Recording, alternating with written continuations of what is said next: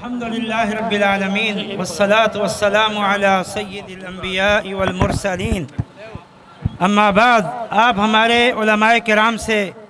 صحابہ کرام کی عظمت اور شان سماعت کر رہے ہیں۔ حقیقت یہ ہے کہ یہ دین ہم تک پہنچا ہے تو صحابہ کرام کی دعوت و تبلیغ اور جہاد سے اور ان کی قربانی اور محنت سے، اور یہ صحابہ وہ ہیں اللہ تعالیٰ نے جن کے ایمان، جن کے تقوی، جن کے جنتی ہونی، جن کے رضی اللہ عنہم ہونے کی گواہی دی ہے۔ لہذا ہم صحابہ کرام کے ناموس پر حملے کو اللہ کے قرآن پر، اللہ کے دین پر حملہ قرار دیتے ہیں۔ لہذا اے مسلمانوں، تم کھڑے ہو جاؤ اور اپنی آواز بلند کرو اپنے دین کی حفاظت کے لیے، اپنے قرآن کے پیغام کی حفاظت کے لیے۔ ان اہل تشیع کی یہ گستاخیاں در حقیقت تمہارے اسلام پر ہیں، کیونکہ یہ دین اسلام ان صحابہ کرام کے ذریعے تم پر پہنچا ہے۔ اور دوسری بات یہ ہے کہ یہ گستاخیاں، یہ ناموس رسالت پر حملے اور یہ مسلمانوں کے جذبات کو مجروح کرنا اور مسلمانوں کے جذبات کو ابھارنا، یہ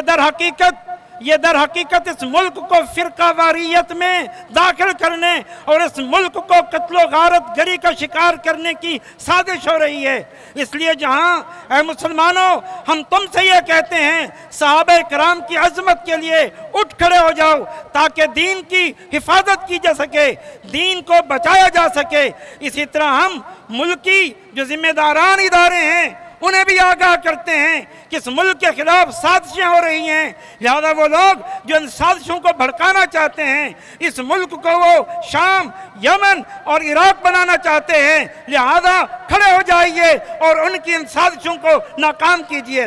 لیکن ہمیں افسوس سے کہنا پڑتا ہے، ہمارے ملکی ادارے، ہمارے ملک کی سلامتی کے ادارے اس سلسلے میں خواب خرگوش سو رہے ہیں اور وہ ذرا سا بیدار نہیں ہو رہے۔ یہی وجہ ہے اتنا بڑا جرم ہوا،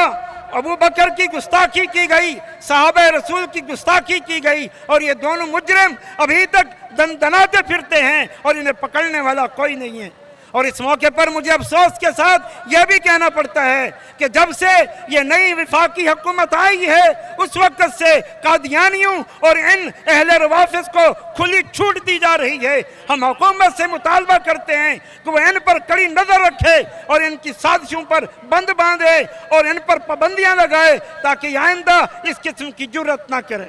اور آخر میں یہ عرض کروں گا کہ یہ جو چند اجتماعات ہو رہے ہیں، ان اجتماعات سے آج یہ شیعہ حضرات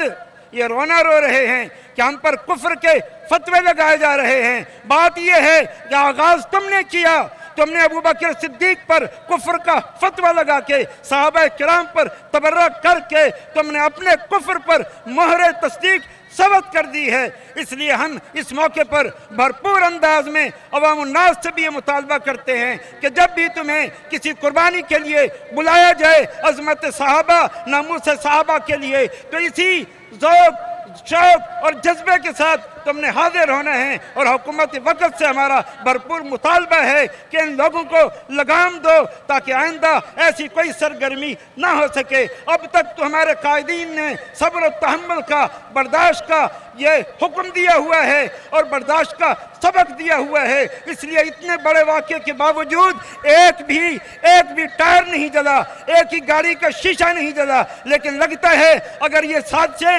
یہ معاملات قائم رہے تو پھر اس عوام کو سنبھالنا مشکل ہو جائے گا۔ اللہ تعالیٰ آپ سب کو جزائے خیر دے جو عظمت صحابہ کے نام پر آج اپنے گھروں کو چھوڑ کر یہاں پہنچے ہیں۔ اللہ تعالیٰ ہم سب کا حامی و ناصر۔